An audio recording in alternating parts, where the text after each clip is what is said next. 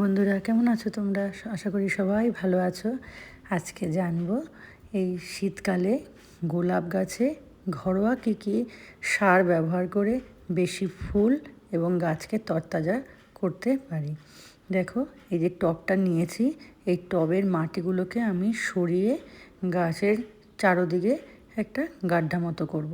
আর এই টব যখন এই কাজটা করব তখন টবের নিচে একটা যে কোনো প্লাস্টিক হোক কিছু পেতে নিলে পরে মাটিগুলো তাতেই নামানো গেলে খুব ভালো হয়। দেখো, আমি প্লাস্টিকের বদলে আমার কাছে এটা ছিল, তো আমি তার জন্য এটাতে বসিয়ে নিয়েছি। দেখো, এইভাবে পুরো চারোদিকের মাটিগুলো বের করে গাছে একটা গাড্ডা, চারোদিকে গাড্ডা মতো করে নেব, যাতে কিনা সারগুলো সব এই যেখানে গাড্ডা করা হবে সেখানে দিয়ে বেশ মাটি দিয়ে ঢেকে দেওয়া যাবে। গাছের গোড়াটাতেও কোনো আঘাত লাগবে না তাতে, আর সারগুলো বেশ সুন্দরভাবে গাছে ব্যবহার হবে। দেখো, এইভাবেই তোমরাও বন্ধুরা এইভাবে একটু গাড্ডা বানিয়ে নেবে। সমস্ত মাটিগুলো সরিয়ে নিয়ে, দেখো এতটা মাটি সরিয়ে দিয়েছি। এইভাবে আমি এতে ঘরোয়া কিছু সার ব্যবহার করব। তোমরাও এভাবে ব্যবহার করতে পারো। আর গোলাপ গাছের গোড়া সবসময় পরিষ্কার রাখতে হবে। এখানে কোনো আগাছা বা কোনো পুরনো পাতা টাতা কিছু রাখা যাবে না, তাহলে গোলাপ গাছে ফাঙ্গাস ধরা শুরু হয়ে যাবে। গোলাপ গাছটা খুব শৌখিন গাছ। এই দেখো, এবার দেবো হচ্ছে প্রথম চা পাতা। শুকনো চা পাতা গোলাপ গাছের জন্য খুব ভালো। এই সারটা শুধু গোলাপ গাছ না, যে কোনো গাছেই ব্যবহার করা যেতে পারে এই চা পাতাটা। বুঝেছো? এবার দেবো হচ্ছে, দেখো, এবার দেবো হচ্ছে গোবর সার। চা পাতা দেওয়া হবে গোবর সার। এবার গোবর সারটা গোলাপ গাছের জন্য যত পুরনো হবে তত গোলাপ গাছের জন্য ভালো। যত পুরনো গোবর সার হবে ততই ভালো। দেখো, আমি গোবর সার দিয়ে দিলাম।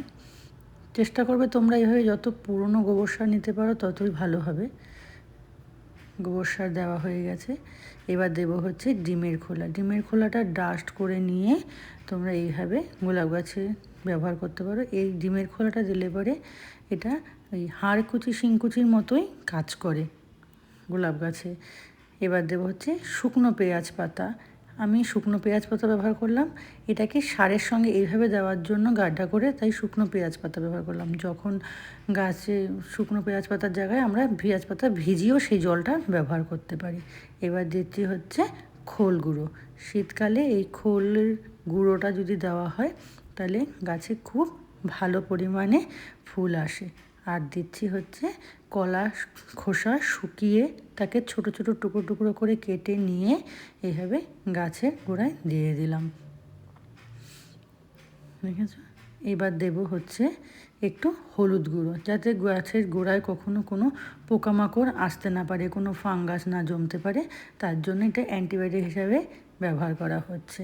যেটা ফাঙ্গাসাইড হলে ব্যবহার হয়, আমার কাছে ফাঙ্গাসাইডটা নেই, ওই জন্য আমি সেখানে হলুদ ব্যবহার করলাম। তোমাদের কাছে ফাঙ্গাসাইড থাকলে তোমরা সেটা ব্যবহার করতে পারো।